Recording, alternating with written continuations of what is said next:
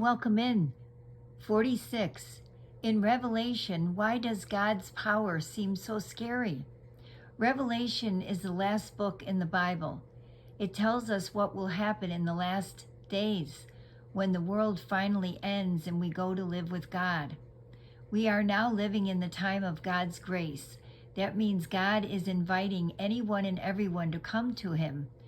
Jesus has already paid for our sin.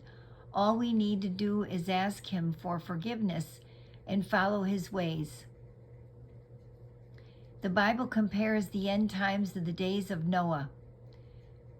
People were becoming more and more wicked, and they didn't listen to God's warning. Instead of joining Noah on the ark and being saved from the flood, they carried on as if God didn't exist.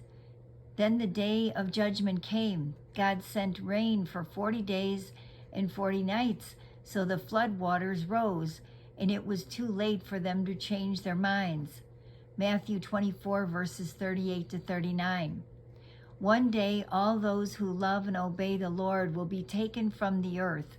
This will happen before all the terrible things in the book of Revelation take place. 1 Thessalonians 1, verses 9 to 10, 2 Peter 2, verse 9. Believers will be taken up to heaven in the clouds. 1 Thessalonians 4, verses 16 to 17. Only then will God's anger be poured out on the earth. In the last days, Satan will realize that his time is short, and he will unleash his power against the people God created. Revelation 12, verse 12. As God's power comes up against him, sadly, those who have sided with the devil will face God's anger too. Although we should respect and honor the Lord, we should not be afraid of him. He is our loving Father. There is no fear in love, but perfect love drives out fear, because fear has to do with punishment. 1 John 4, verse 18.